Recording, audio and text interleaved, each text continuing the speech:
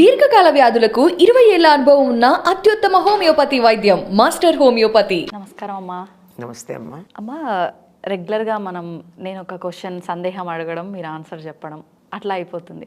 ఈరోజు నేనేమనుకుంటున్నా అంటే, మీలాంటి పెద్దవాళ్ళు నిత్యం అసలు ఏం పనులు చేస్తూ ఉంటారు, మీ లైఫ్ స్టైల్ ఎలా ఉంటుందో తెలుసుకుంటే మాలాంటి వాళ్ళకు ఉపయోగపడుతుందని నేను అనుకుంటున్నామా. అందుకే మీ గురించి తెలుసుకోవాలనుకుంటున్నామా మా కోసం. ఏం కావాలి మీకు? అసలు మీరు నిత్యం అంటే లేవటం దగ్గర నుంచి దినచర్య అన్నదమ్మా సందర్భాన్ని బట్టి మారుతుంది. చదువుకునే రోజుల్లో ఒకలా ఉంటుంది, బాధ్యతలు లేవుగా. అవును. అందులోనూ పరీక్షల రోజుల్లో వేరేలా ఉంటుంది, సెలవుల్లో వేరేలాగా ఉంటుంది, పెళ్ళయి పిల్లలు బాధ్యత వచ్చినప్పుడు వేరేలాగా ఉంటుంది, బాధ్యతలు తీరాక వేరేలాగా ఉంటుంది. అంతే కదా. అంతే. ఇప్పుడు నాకు పెద్ద బాధ్యతలు లేవు గనక ఇంకా దీంట్లో పెద్ద మార్పు ఉంటుందని నేను అనుకోను.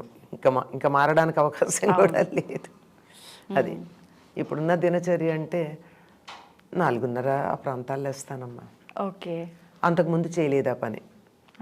ఎందుకంటే చంటి పిల్లలు, ఇంట్లో చూసుకోవాల్సిన వాళ్ళు, రాయాల్సినవి, చదవాల్సినవి, రేపు కాలేజీలో సబ్మిట్ చేయాల్సినవి, ఇలాంటివి చాలా ఉండేవి. అవన్నీ రాత్రి 1 గంట దాకా చూసుకున్నాక 4:30కి లేవడం అన్నది ఇక మళ్ళీ వెళ్ళి క్లాస్లో పాఠం చెప్పే బదులు ఆవలించాల్సి ఉంటుంది. అందువల్ల ఇప్పుడు అలాంటివి ఏమీ లేవు గనక 4:30కి లేస్తాను. ఓకే. 5 గంటలకల్లా నాకు ఆన్లైన్ క్లాస్ మొదలవుతుందమ్మా. నేనేం చెప్పను, వింటాను. ఎందుకంటే సాయంకాలం నేను నేర్పించినటువంటి లలితా సహస్రనామం ఏదైతే ఉందో, లలితా రహస్యనామ సహస్రం, దాన్ని అందరూ అదొక ఫ్యాషన్గా, ఒక మోజుగా, ఒక స్టైల్గా మేము కూడా లలిత చేస్తున్నామని చెప్పడం కోసం చదువుతున్నారు. కానీ కనీసం ఒక 25-30 సార్లు ఒక పారాయణలో అమ్మవారిని తిడతారు, పొరపాట్లు చదువు. కొన్ని తప్పులు పర్వాలేదు, కానీ కొన్ని తప్పులు అయితే భయంకరమైన దోషాలు ఉన్నాయి. అందుకని అవన్నీ సరిచేస్తూ నేను నేర్పించాను. యూట్యూబ్ లైవ్లోనే నేర్పించా 28 days. అయితే అట్లా తప్పు చదివితే దోషం వస్తుందమ్మా? దోషమే కాదమ్మా.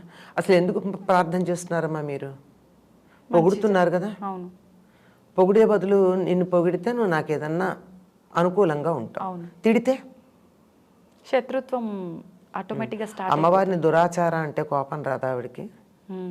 దురాచార సమయాన్ని కలిపి చదవాలి కదా. ఇలాంటివి చాలా ఉన్నాయి. ఓకే. ఓకే. దురాచార అని పిలిచి అమ్మ నాకు దయచూడు అంటే దయచూస్తుంది ఆవిడ. నిన్ను దయచూడడమే పెద్ద దురాచారం అంటుంది. ఓకే. అవును కదా. అందుకని ప్రతి అక్షరం ఎవ్రీ ఫోన్ ధ్వని ఎలా ఉచ్చరించాలో 28 రోజుల పాటు రోజుకు 1 గంట చొప్పున నేర్పించా. ఓకే. ఈ నేర్చుకున్న వాళ్ళు ఏం నేర్చుకున్నారో నాకేం తెలుసు, నేను నేర్పించాను. కానీ అవును, నా ఎదురుగా కూర్చొని ఇద్దరికే కరెక్ట్ చేశా. మిగిలిన వాళ్ళ సంగతి ఎట్లా? పొద్దున 5 o'clockకి అంతకుముందే ఉంది ఒక నిత్యపారాయణ అనే ఒక సమూహం, రోజు అన్ని స్తోత్రాలు చేస్తారు. ఓకే. దాంట్లో వీళ్ళు చేరి రోజుకొక్కళ్ళు చదువుతారు. చదివితే మిగిలిన వాళ్ళందరూ వింటారు. ఒకవేళ వాళ్ళు చదివే దాంట్లో తప్పు ఉంటే నేను సరి చేస్తాను. ఓకే. ఆ విధంగా చాలామంది పర్ఫెక్ట్గా చదివే వాళ్ళు తయారయ్యారు. 1 గంట పడుతుంది. అది 5:30 దాకా లలితా సహస్రనామం, ఆ తర్వాత సౌందర్య లహరి చదువుతారు. ఓకే. నేను వింటూ దేవుడి దగ్గర సర్దుకుంటూ ఒత్తులేసుకుని దీపానికి ఏర్పాటు చేసి అలంకారం చేసి ఇట్లాంటి పనులు చేసుకుంటూ వింటా. ఓకే. సరిగ్గా 6 గంటలకి 5:59 ఆపేస్తారంతా. ఆపేసి 6 గంటలకు అందరం కలిసి కూర్చొని ప్రార్థన చేసుకుంటాం ఆన్లైన్. ఓకే. 6:15కి అయిపోతుంది. 6:15 తర్వాత కొంచెం సేపు ఒక 15 minutes or 20 minutes మా గురువుగారి మార్గం ఏదైతే ఉందో, మా గురువుగారి మార్గం అయితే ఈ నిత్య జీవితంలో యోగాన్ని ఎలా అనుష్ఠానం చేయాలి, మన రొటీన్ ఎలా ఉండాలి, మన దినచర్య ఎట్లా ఉండాలి, మన ప్రవర్తన ఎట్లా ఉండాలి, ఓకే, ఐడియల్గా ఉండడానికి అవి చెప్పినవి ఉన్నాయి. అవి కాసేపు ప్రస్తావిస్తాం. 6:30 అవుతుంది. ఇంకప్పుడు వాళ్ళు వేరే స్తోత్రాలు కొన్ని విష్ణు సహస్రనామం అని అదని ఇదని చాలా స్తోత్రాలు చదువుతారు అప్ టు 7 o'clock. ఓకే. అది వింటూ టీ పెట్టుకుంటా. 7 కల్లా అది అయిపోతుంది. టీ తాగుతూ ఒక్కసారి హెడ్లైన్స్ చూస్తారు. అంటే ప్రపంచం ఏమైందో తెలియాలి కదా, నేను కూడా ప్రపంచంలో ఒక భాగం. బాగా అందుకని 7-5 అయ్యేటప్పటికల్లా ఎస్విబిసి పెట్టుకుంటాం, రామాయణం చాలా శ్రద్ధగా వింటా. ఓకే.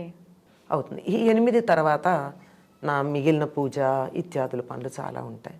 9-9:30 కల్లా పూజ వంట అన్నీ పూర్తయిపోతాయి. బయటికి ఏదన్నా వెళ్ళాలంటే 9:30కు భోజనం చేసేస్తా, లేదంటే కొంచెం సేపు ఆగి ఈ కాసేపట్లో నా మొక్కలను ఒకసారి పలకరించుకుని దానికి ఏమన్నా సంస్కరించాల్సి ఉంటే సంస్కరించి వాటికి సేవ చేయాల్సింది ఏమన్నా ఉంటే చేసుకుని 10-10:30 లోపల నాకు భోజనం. అంటే కొంచెం వేరియేషన్ ఇక్కడే నాకు. బయటికి వెళ్ళాలా ఇంట్లో ఉంటానా దాన్ని బట్టి 10:30 కల్లా నా పని అయిపోతుంది. 10:30 నుంచి 4 గంటల దాకా ఫ్రీ. అంటే బయట చదువుకోవడం రాయడం, నేను ఆర్టికల్స్ రాసుకుంటాను కదా, అవి రాసుకోవడం కానీ మాట్లాడడం కానీ లేదా వేరే పనులు ఎన్నో చాలా ఉంటాయి కదా, ఇవన్నీ చేసుకుని 4:30 కల్లా మళ్ళీ నేను జూమ్లో కూర్చుంటాను, రామాయణం చెప్తా. 4:30 నుంచి 5:15 కదా, 40 నిమిషాలు ఫ్రీ జూమ్. నేనేం పే చేయలేదు, ఫ్రీ జూమే వాడుకుంటా. ఓకే. 40 నిమిషాలే కదా. 4:30 to 5:10. ఎప్పుడన్నా మళ్ళీ రీజాయిన్ అయ్యి ఇంకో 10 నిమిషాలు అంతే అయిపోయి మళ్ళీ కాస్త టీ తాగి 6 to 6:15 మా ప్రేయర్. ఓకే. అయ్యాక 6:30కి మళ్ళీ కూర్చుని కొంతకాలం సౌందర్యలహరి చెప్పాను, కొంతకాలం లలితా సహస్రనామం నేర్పించాను. ప్రస్తుతం కొంచెం ఇర్రెగ్యులర్గా ఉంది, ఎందుకంటే మా ఇల్లు ఇబ్బంది 4 రోడ్ల కూడల్లో ఉంటుంది, కార్నర్లో. ఈ ఊరేగింపులు అవి మాకు చాలా డిస్టర్బెన్స్, అస్సలు అవ్వట్లేదు నా పని. ఇక మళ్ళీ మొదలు ఇంకా అయిపోయింది కదా, మళ్ళీ అవి మొదలు పెట్టేస్తాను 6:30 కల్లా జూమ్లోనే. ఎంతమంది ఉంటారమ్మా? యాక్చువల్గా రామాయణానికి జాయిన్ అయిన వాళ్ళు 80 మంది, కానీ వాళ్ళు కొంతమంది విదేశాలకు వెళ్ళిపోయారు ఆఫ్టర్ కరోనా తర్వాత కొన్ని రకాలు, తర్వాత జాబ్స్లో జాయిన్ అయిన వాళ్ళు ఉన్నారు. వాళ్ళకి మాత్రం నేను ఒక గ్రూప్ క్రియేట్ చేసి నేను ఇక్కడ వీడియోలో చెప్పేది నా ఫోన్లో ఆడియో చేస్తా, రికార్డెడ్ అమ్మా, ఆడియో రికార్డ్. ఓకే. అందరూ వింటారు. వాళ్ళు ఎక్కడున్నా ఆడియో వినొచ్చు కదా. అవును. లేదా తర్వాత అయినా వినొచ్చు. అవును. జూమ్ అయితే మనకి డైరెక్ట్గా వినడమే వీలవుతుంది. ఈ 6:30 దానికి అవేం చేయను, ఇది ఒక్కటే వాళ్ళకి మేము ఒక ఆఫీసులకి ఇబ్బందిగా ఉంది, అప్పుడు కరోనా టైంలో మాకు ఇబ్బంది లేదు కనుక విన్నాము, ఇప్పుడు మాకు ఎట్లా మాకు రామాయణం మీద మమకారం పోలేదు అంటే అది మందరం చెప్తాను, వాసుదాస్ గారిది, అదెవరు పెద్దగా చెప్పింది కాదు. వాల్మీకి రామాయణానికి యథాతథమైనటువంటి అనువాదం, పద్యాల్లో చాలా అందంగా అనువాదం చేసి మనకి ఎక్కడన్నా అనుమానాలు ఉంటాయన్న వ్యాఖ్యానం కూడా చేశారు ఆయన. అంచేత అది ఈ 6:30 to 7:30 ఒకదాని తర్వాత ఒకటి రకరకాల క్లాసులు తీసుకుంటూ ఉంటా. ఈ మధ్యకాలంలో చాలా బ్రేక్ అయింది, ఎందుకంటే ఈ గొడవలు కొన్ని, తర్వాత నేను ఏదన్నా ఊళ్ళకి వెళ్ళడం, నేను తిరుగుతూనే ఉంటాను, దానివల్ల అలా వెళ్ళినప్పుడు మాత్రం ఇక్కడ బ్రేక్ అవుతూ ఉంటుంది. ఇక 7:30కి అయిపోతుంది. ఇంకా నా పని ఏముందమ్మా, రాసుకోవడమో చదువుకోవడమో, కబుర్లు చెప్పడానికి కూడా ఎవరు లేరు ఇప్పుడు, ఎవరన్నా పిల్లలు వస్తేనే తప్ప ఈ రొటీన్ ఉంటుంది. ఓకే. అయితే ఎక్కువగా ఏ గ్రూప్ వాళ్ళు ఉంటారమ్మా ఇప్పుడు మీరు చెప్పే రామాయణం క్లాస్లో, ఈ జూమ్ మీటింగ్? రామాయణానికి మాత్రం మొదట అన్ని ఏజ్ గ్రూపులు ఉండేవాళ్ళమ్మా, ఇప్పుడు తక్కువ మంది ఉంటున్నారు వేరే. అయితే నేను 4:30కి మొదలు పెడితే చిన్నపిల్లలు కొంతమంది 4:45కి చేరతారు. అంటే స్కూల్ అయిపోయి ఇంటికి వచ్చి పిల్లలు వాళ్ళు మధ్యలో చేరతారు. చేరి నేను నమస్కారం పెట్టి నేను చెయ్యిట్లా అనే దాకా నమస్కారం పెట్టేలాగే కూర్చుంటారు ఇద్దరు. ఓకే. పెద్దవాళ్ళు ఉన్నారు చాలామంది. ఈ నేను వాట్సాప్ గ్రూప్లో పంపించే వాళ్ళందరూ 30 to 50 ఏజ్ మధ్య వాళ్ళు. ఓకే. వాళ్ళు జాబ్స్లో ఉన్నారు, మాకు వర్క్ ఫ్రమ్ హోమ్ కుదరట్లేదు, తర్వాత అవ్వట్లేదు, వర్క్ ఫ్రమ్ హోమ్ లేదు, విదేశాలకు వెళ్ళిపోయిన వాళ్ళు ఉన్నారు, రెగ్యులర్గా ఆఫీస్కి వెళ్ళాల్సిన వాళ్ళు ఉన్నారు. మరి వాళ్ళ కోసం మాత్రమే ఇది నేను ఆడియో పెడతాను. ఓకే. ఆ తర్వాత అయినా వింటారు వాళ్ళు, రాత్రికి వింటారు, రాత్రి ఎప్పుడో విన్నామని చెప్పడమో లేకపోతే నమస్కారం పెట్టడం లాంటివో చేస్తారు కనుక అది ఇట్స్ రన్నింగ్ అని తెలుస్తుంది. ఇది ఈ మధ్యాహ్నమే ఈ 11-4 మధ్యనే ఏదో రాసుకోవడం చదువుకోవడం ఇలాంటి ఎప్పుడన్నా ఇదిగో మీలాంటి వాళ్ళు పిలిస్తే వచ్చి ఇట్లా కాసేపు మాట్లాడడం ఇవన్నీ జరుగుతాయి. ఓకే. కానీ 4:30 to 7:30 నేను ఎవరికి టైం ఇవ్వనమ్మా. అలాగే పొద్దున ఇవ్వను. పొద్దున 5 to 8 99% ఫోన్ తీయను, సైలెంట్లో పెట్టి పక్కన ఉంటుంది. 7 వరకు అయితే అస్సలు తీయను. 7 to 8 అయితే సైలెంట్లో పెట్టి పక్కన ఉంటుంది. కొన్ని ఎమర్జెన్సీ కాల్స్ వచ్చే పాసిబిలిటీ ఉన్నాయే అవి మాత్రమే కనపడితే ఆన్ చేస్తా, లేకపోతే చేయను. ఆఫ్టర్ 8 నేను ఎవరితోన్నా మాట్లాడితే. ఓకే. మీతో రెగ్యులర్గా అంటే టచ్లో ఉన్న వాళ్ళకైతే ఈ టైమింగ్స్ చాలా మందికి తెలుసు. నేను 8 దాకా 8:10 అయ్యా 8:05 8:10 ఎప్పటికి వచ్చేస్తాయి నాకు ఫోన్స్ అన్ని. ఓకే. పొద్దున అన్నీ ఒకదాని తర్వాత ఒకటి. యూజువల్ అప్పుడే చేస్తాను. ఈవినింగ్ కూడా మధ్యాహ్నాలు కూడా పెద్దగా చేయరమ్మా. కారణం ఏంటంటే నేను ఇంట్లో ఉండను, తిరుగుతూ ఉంటాను, కాళ్ళ కింద చక్రాలు ఉన్నాయని తెలుసు కదా, ఇవాళ ఇక్కడికి వచ్చాను అట్లా. అందుకని ఎప్పుడో కానీ చేయరు. ఎమర్జెన్సీ ఉంటే చేస్తే సైలెంట్లో ఉంటుంది, వాళ్ళకి అర్థమవుతుంది. 2 రింగ్స్కి నేను తీయకపోతే పెట్టేస్తారు, తర్వాత ఎప్పుడో నెమ్మదిగా కాల్ బ్యాక్ చేస్తారు. ఓకే. ఎమర్జెన్సీ అయితే మెసేజ్ పెడతారు. ఓకే. అయితే చిన్నపిల్లలు కూడా ఉన్నారని అంటే అసలు నిజంగా గ్రేట్ అమ్మా.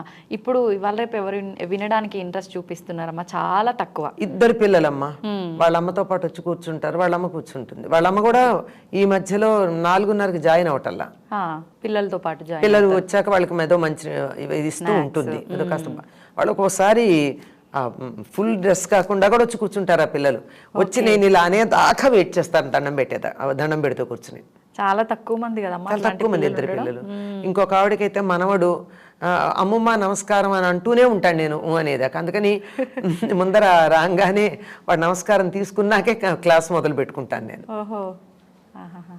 అయితే అసలు అంటే ప్రతి ఒక్కరూ ఇట్లాంటి ఒక balanced life time to time follow అవ్వాలని అనుకుంటారు, కానీ చాలా తక్కువ మంది అమ్మ ఫాలో అయ్యే. అమ్మ అవ్వాలంటే కూడా కొంచెం ఇబ్బంది. ఇప్పుడు ఎందుకంటే నేను ఇంత స్ట్రిక్ట్, ఈ రొటీన్ నాకు ఇంతకు ముందు లేదు కదా. అవును. ఎప్పటి నుంచి అమ్మ, ఎప్పటి నుంచి మీకు ఈ రొటీన్ అనేది స్టార్ట్ అయ్యింది? ఇది నాకు ఈ రొటీన్ స్టార్ట్ అయ్యి 4 ఏళ్ళు అయిందంటే. నేను స్టార్ట్ అయ్యింది లోపల కరోనా వచ్చింది. అప్పటి వరకు నాకేంటంటే my routine is dependent on others. Okay. మా పిల్లల డెలివరీస్ అనుకోండి, నేను 4:30 క్లాస్లో కూర్చుంటానంటే అప్పటికి ఇంత జూమును గూగుల్ లేవు. ఓకే. ఇంత పాపులర్గా లేవు కదమ్మా అప్పుడు. అవును, లేవు. అందువల్ల మావంతా డైరెక్ట్ క్లాస్లే. 6:30కి మాత్రం తప్పనిసరిగా నేను ఏదో ఒక దేవాలయంలో ప్రవచనం చెప్తూ ఉండేదాన్ని 99%. ఓకే. ఇక మిగిలిన టైం అయితే ఇవి డెలివరీస్ అయినప్పుడు కానీ, బాలింతలను అటెండ్ అయ్యేటప్పుడు కానీ, ఇంట్లో వాళ్ళకు ఒంట్లో బాగుండినప్పుడు కానీ నేను ఈ రొటీన్ ఫాలో అవుతానని వాళ్ళని ఇబ్బంది పెట్టలేను కదమ్మా. అవును. మామూలుగా 10ంటికి ఉండే కాలేజ్ ఎగ్జామినేషన్స్ టైంలో 8:30కి మేము అక్కడ రిపోర్ట్ 8కే ఉండాలి నేను ఇన్ఛార్జిగా ఉన్నప్పుడు. 8 కల్లా కాలేజీలో ఉండాలంటే నేను స్ట్రిక్ట్గా ఇదే చూస్తాను ఇదే చేస్తానంటే కుదరదు కదా. అవును. This is all flexible. Okay. పైగా ఈ వర్కింగ్, ఇంట్లో పిల్లలు, వాళ్ళని అటెండ్ అవ్వాలి, పేషెంట్స్ని అటెండ్ అవ్వాలి అని అన్నప్పుడు ఈ టైం చేస్తాను ఉండదు గనక అందరి పనులు అయ్యాక రాత్రి 9:30 10కి నేను రాసుకోవడం మొదలు పెడితే నేను మ్యాగజైన్స్కి కాలమ్స్, కొన్ని మ్యాగజైన్స్లో నా ఉన్నాయి నా కాలమ్స్. ఓకే. వాటికి వారం కొన్ని నెలలు కొన్ని వారాలకి పంపించాల్సి ఉన్నాయి. వాళ్ళు నా కోసం ఎదురు చూడడం అన్నది ఇట్స్ నాట్ మై డిసిప్లిన్. అందుకని 9 గంటలకో 10ంటికో రాయడం మొదలు పెడితే అందరూ పడుకున్నాక 1 గంట 2 3 కూడా అవుతుంది. అట్లాంటప్పుడు 4:30కి లేవడం అన్నది జరిగే పని కదా. ఐడియల్ 4:30కి లేవడం. ఆ రోజుల్లో అది నాకు ఆదర్శంగా ఉండేది. ఎప్పటికన్నా నేను 4:30కి లేవగలుగుతానా అని. కానీ 2ంటికి 1 గంటకి 12ంటికి పడుకుని 4:30కి లేవడం అన్నది అవదు. అంచేత నాకు నేనే పర్లేదులే అనుకునేదాన్ని. శభాష్ కదా, పర్లేదులే అని నన్ను నేను సముదాయించుకుని 6 గంటలకి ప్రేయర్కి మాత్రం ఎట్టి పరిస్థితుల్లో అందుకుంటా. అది పొద్దున సాయంత్రం అది తప్పదు గనక ఆ టైంకి మాత్రం మిగిలిన అది మనసులో ఉందేమో, మిగిలినవన్నీ దానికి సెట్ అయిపోయినాయి. ఓకే. అంటే మనకు సంకల్పం ఉంటే మిగిలిన దానంతటా ఆటోమేటిక్గా సెట్ అవుతాయి. అది ఒక గమనించండి. ఇది నాకు ప్రధానమని మీరు ఒక విషయం అనుకుంటే మిగిలిన రొటీన్ అంతా దానికి సెట్ అవుతుంది. మనం అనుకోం అంతే. మనకు ఉండాలి ముందా తపన, గట్టి సంకల్పం ఉండాలి. ఆ ఒక్కటి మాత్రమే ఫాలో అయ్యేదాన్ని. మిగిలినవన్నీ ఫ్లెక్సిబుల్. ఓకే. ఎందుకంటే I can't neglect my family, my family members, my duty which is giving me daily bread. I can't neglect, I must do my justice. Super అమ్మా, మీరు నిజంగా అన్ని భలే బాగా బ్యాలెన్స్ చేసుకుంటూ వచ్చిండ్రు. ఏం ఫైనల్ గా మీకు అనిపించింది మీరు ఫాలో అవుతున్నారు. ఇప్పుడు ఎప్పుడు వీలుంటే అప్పుడు ఫాలో అయ్యేదాన్ని, ఇంత రెగ్యులర్గా కాదు. ఇది లేవాలని ఐడియల్ ఉంది. కొంతకాలం అమ్మాయి డెలివరీ వెళ్ళిపోయింది, ఇప్పుడు నాకు నైట్స్ పసిపిల్లాన్ని చూడాల్సిన అవసరం లేదు, అప్పుడు ఫాలో అవుతా. అవును, మళ్ళీ ఈ లోపల ఇంకెవరికో ఏవో ఉంటాయి కదా, ఇవి వచ్చినప్పుడు లేదు. ఇప్పుడు ఇంకా నన్ను వదిలేశారు అందరూ. ఎందుకంటే ఇంతకాలం నిన్ను బాగానే బాధ పెట్టాం మేము మా టైం, నువ్వు చక్కని రొటీన్లో ఉన్నావు గనక we don't want to disturb your routine. Okay, if anything is there, we don't mind helping you, cooperating with you, but we don't want to disturb. నిజంగా మంచి సపోర్ట్ అమ్మా. ఆ సపోర్ట్ ఉంది నాకు. ఏం చెప్తారమ్మా అసలు, అంటే మాలాంటి వాళ్ళకు మీరు? అమ్మా, ఇందాక ఒక మాట అన్నాను కదా, మీరు ఒకటి ప్రయారిటీ అనుకున్నప్పుడు దాని మీద ఫిక్స్ అయితే మిగిలిన రొటీన్ దాంతో సెట్ అవుతుందమ్మా. ఓకే, అంచేత మీకు ఏది ప్రయారిటీ అన్నది ఒకటి పెట్టుకోండి. నాకు ఉదయం సాయంత్రం 6 గంటలకి ప్రేయర్ ప్రయారిటీ అనుకున్నా అది 99% నాకు సాగింది. లిటిల్ వేరియేషన్ అంతే చెప్పండి. అందువల్ల మిగిలినవన్నీ కూడా నాకు ఫ్యామిలీకి ప్రయారిటీ ఇచ్చుకున్నా, జాబ్కి సెకండ్ ప్రయారిటీ ఇచ్చాను. బట్ సెకండ్ ప్రయారిటీ ఇచ్చానని చెప్పి నేను ఏనాడు ఒక్క చిన్న తక్కువ చేయలే, ఎక్కువే చేశాను. ఓకే, యాజ్ ఎ లెక్చరర్ పాఠాలు చెప్పడంతో పాటుగా incharge of NSS, incharge of cultural activities, incharge of examinations, కొన్ని సంవత్సరాలు 3 కలిసి, కొన్ని సంవత్సరాలు 2 డేస్ చొప్పున ఇవన్నీ చేశాం. అవి కూడా ఎక్కడా తక్కువేం లేదు. పిల్లలు always management and students are all happy with it and with 100% results చేశాం. అక్కడ ఏమీ తక్కువ చేయలేదు. నా ఫ్యామిలీలో కూడా ఎవరు నేను తక్కువ చేశానని ఎవరైనా కావాలని అనుకుంటే అనుకోవాలి, కానీ ఫ్యామిలీ మెంబర్స్ ఎవరు తక్కువ చేసినట్టు అనుకోలే, including my mother in law అనుకోలేదు. నిజంగా అంటే అట్లా బ్యాలెన్స్ చేసుకోవడం కూడా కష్టపడాల్సి వచ్చింది. దానివల్ల ఏంటంటే నేను మిగిలిన పనులు కొన్ని చేసుకోవాలి. నేను జీవితంలో చేయాలనుకున్న పనులు కొన్ని అప్పుడు చేయలేకపోయాను. ఓకే, ఇప్పుడు నేను చేసుకుంటున్నాను అంతే. అంటే మీరన్నట్టు అప్పుడు చేయలేకపోయినా దాన్ని వదిలేయకుండా నేను చేయగలను అనే ఒక సంకల్పం పెట్టుకుంది. అప్పుడు కూడా పూర్తిగా మానేయలేదమ్మా. అప్పుడు పూర్తిగా రాయలేకపోయినా ఏదో కొంచెం అప్పుడే చాలా పుస్తకాలు రాశాను, ఒక 10-15 పుస్తకాలు అప్పుడే వచ్చాయి. అంత ఒత్తిడిలోనే I did not stop writing and I did not stop speaking. అప్పటికింత ఎలక్ట్రానిక్ మీడియా లేదు, ఓన్లీ ప్రింట్ మీడియా. వాటిల్లో నేను చేయవలసినంత ఏమాత్రం తక్కువ లేకుండానే చేశాను.